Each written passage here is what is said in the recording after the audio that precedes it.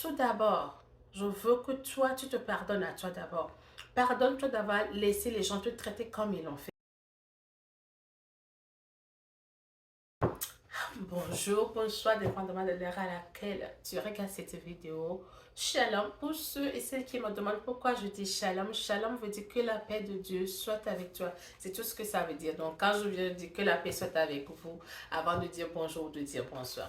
Bref, si c'est ta première fois de me regarder, merci, sois la bienvenue et je t'encourage à t'abonner pour ne pas manquer les autres séries. Il faut partager cette bonne nouvelle avec les autres qui sont tout autour de toi et il faut aimer. Si vous avez des requêtes de prière, des commentaires, vous pouvez m'envoyer vos requêtes de prière sur ce courriel-là. Qui s'affiche et puis n'oubliez pas d'envoyer vos témoignages. Quand vous envoyez vos témoignages, vous encouragez les autres aussi. Partager son témoignage, c'est aussi d'encourager quelqu'un dans sa marche. Alors la semaine passée, nous avons parlé de l'amour. Si tu n'as pas regardé cette vidéo-là, je t'encourage à aller regarder comme en bon québécoise. Si tu n'as pas encore écouté cette vidéo, je t'encourage à aller écouter. Donc aujourd'hui, nous allons parler du pardon.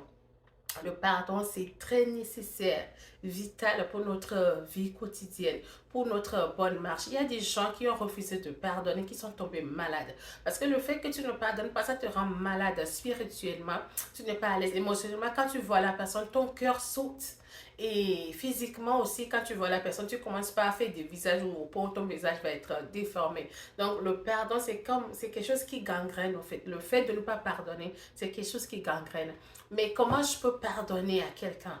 Tout d'abord, je veux que toi, tu te pardonnes à toi d'abord. Pardonne-toi d'avoir laissé les gens te traiter comme ils l'ont fait.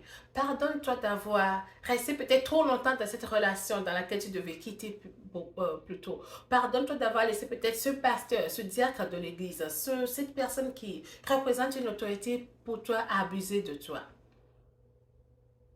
Parce que pour que je puisse me pardonner, il faut que j'accepte d'abord le pardon de Dieu. Quand Jésus est venu, il a tout sacrifié pour que nous ayons le pardon éternel. Quand Dieu me voit, il ne voit pas mes péchés aujourd'hui. Il voit le sang de Jésus qui a payé pour tout déjà. Maintenant, dans ma marche de chaque jour, les gens vont me blesser. Les gens vont me faire des choses qu'ils ne doivent pas me faire.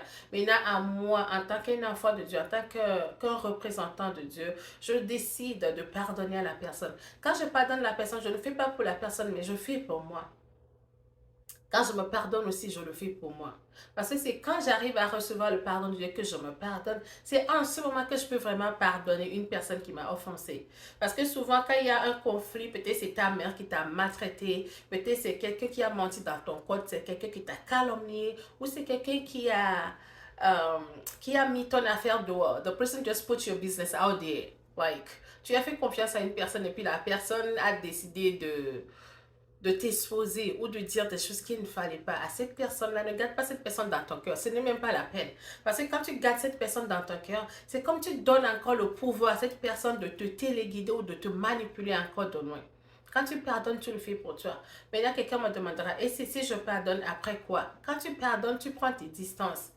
Je ne demande pas de garder rancune, mais pardonne et prends des garde-fous.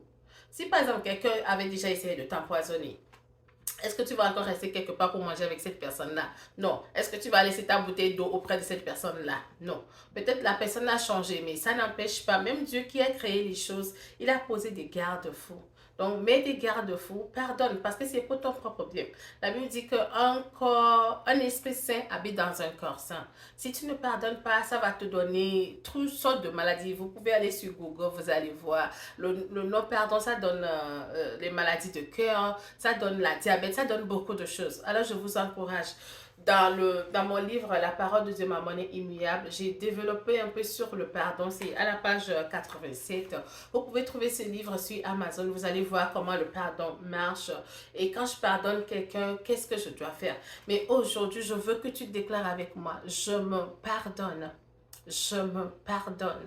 Je me pardonne. Et quand tu vas dire ça, c'est un poids qui va s'enlever sur toi. Tu vas voir que les jours qui vont venir, les choses vont se décanter une à une et tu vas retrouver cette liberté, cette joie qui n'est pas basée sur rien de matériel. Seigneur, je prie pour ta fille qui m'écoute maintenant, pour ton fils qui m'écoute. Seigneur, donne à ton enfant la capacité, à tes enfants la capacité de se pardonner tout en acceptant ton pardon afin qu'ils puissent véritablement pardonner les gens qui leur font du mal. Dans le nom de Jésus, Amen. Je te retrouve très prochainement sur le thème la puissance de la pensée. La puissance de la pensée. Sois béni. Au revoir.